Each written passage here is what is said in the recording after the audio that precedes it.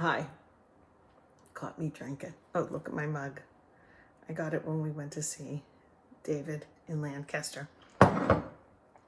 Anyway, I'm going to make shepherd's pie, and I know I've made it in the past.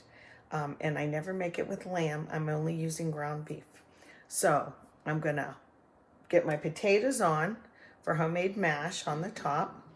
Shepherd's pie is basically a protein, like I use ground beef, like I said, on the bottom, browned, and with onion.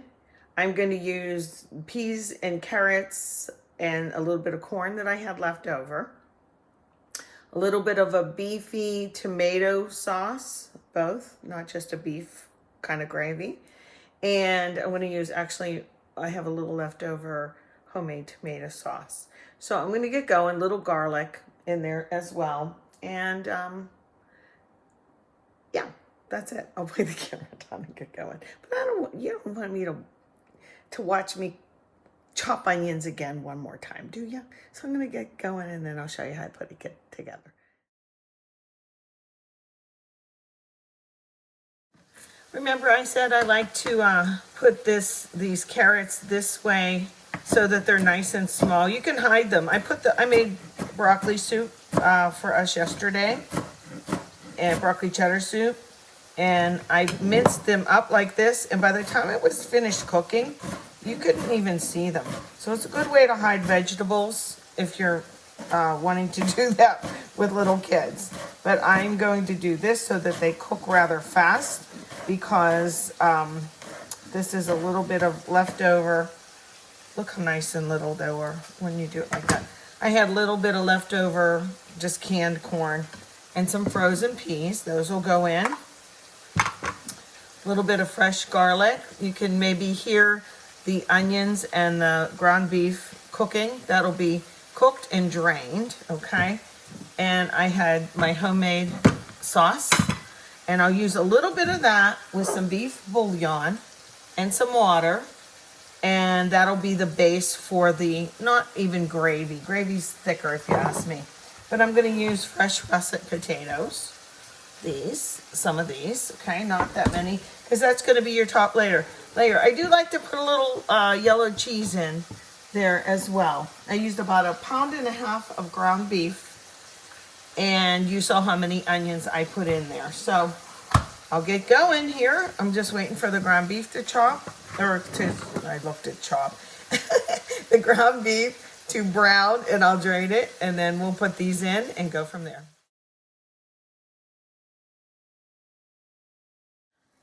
Okie doke, I drained the ground beef and onion.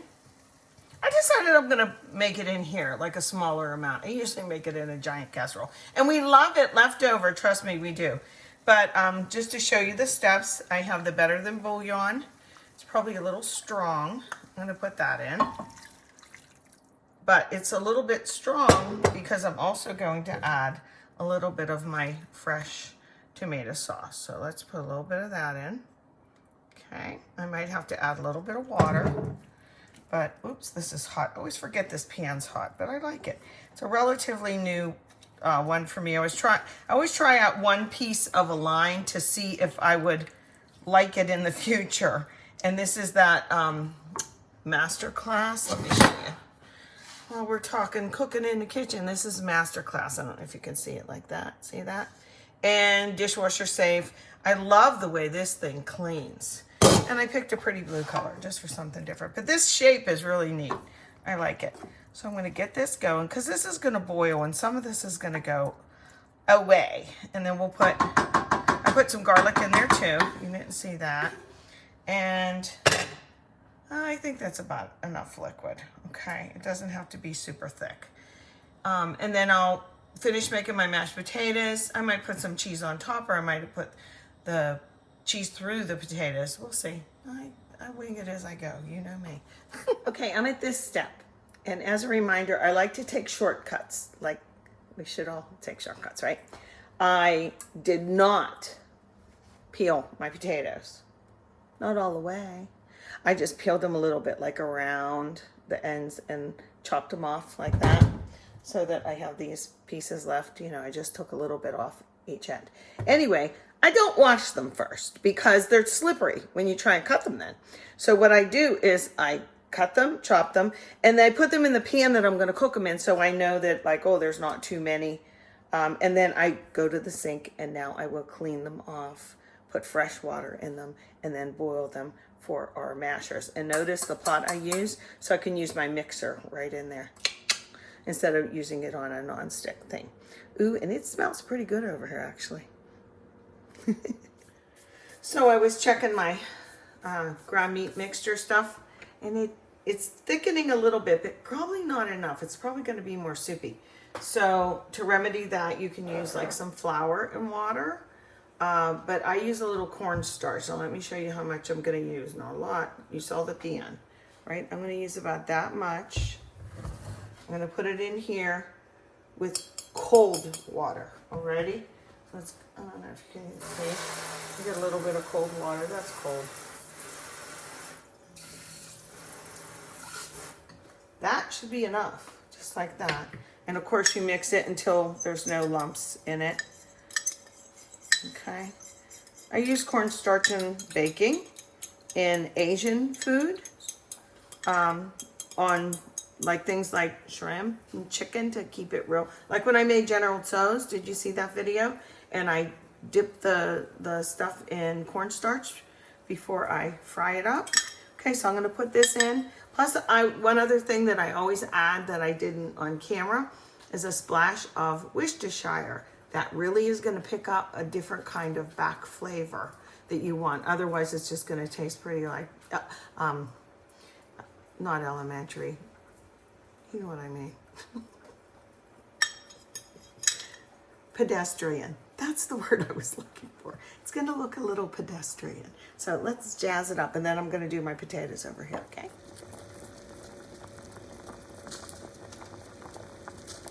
Okay, so we're at this point. I cooked them in here, drained them in here, and I'm going to put them back in there. Alrighty? And I maintain when you're making mashed potatoes, make it as easy as you possibly can, because then you do it more often. Some people think it's such a hassle to make mashed potatoes. No, it's not. Literally, I can cut these so fast. You've seen me do it. It's like you just kind of get used to things. Now, I put in the butter first, all right? Not any kind of dairy. Give it a nice glob of butter. And I keep this soft on the counter. And I also put in a little bit of the salt now. So I'll do that. You can always add more later, right? Okay. Now I'm going to mix it. After it's mixed, then I'll put in whatever kind of dairy you're using. I'm using a little bit of half and half today. So let's get this going. Getting that butter off there. Okay. Let's get to mixing. All right. Here we go.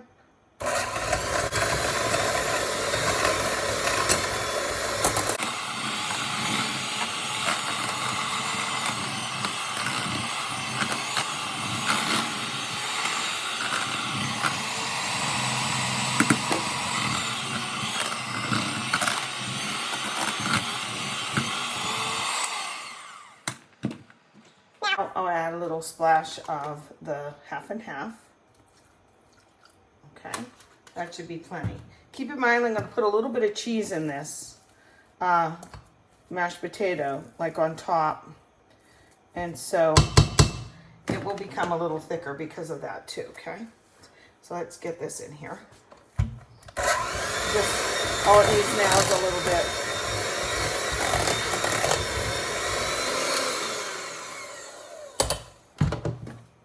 Taste it. Okay.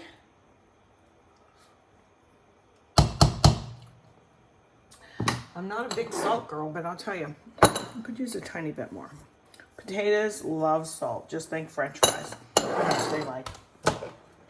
Okay, I'm going to just stir it one more time, and we'll get it on top of that shepherd's pie mix. There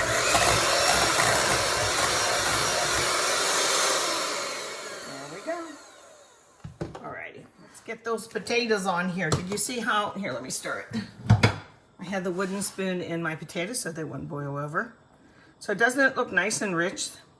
Remember, I added a little bit of Worcestershire, okay? A couple, like maybe 2.5, 3 shakes. Okay, it smells delicious, and I did taste it. So essentially everything's cooked. So really all I'm gonna do is glob the potatoes on top. Man, these are hot. That's dumb, Shirley. Get a fork. I just made them. They're really hot. Working in a restaurant on and off, we used to say you get asbestos hands. Like you can really handle the heat. And I can. This should be all the way across. Do I have the camera on even? I don't know. I need a cameraman.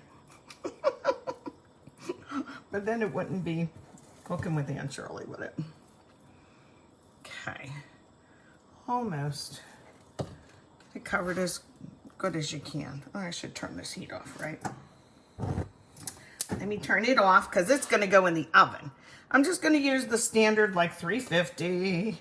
All that really, think about it. Everything in here is cooked, right? So it just needs to be hot again. And maybe the cheese melt a little bit. Okay. Let's do this.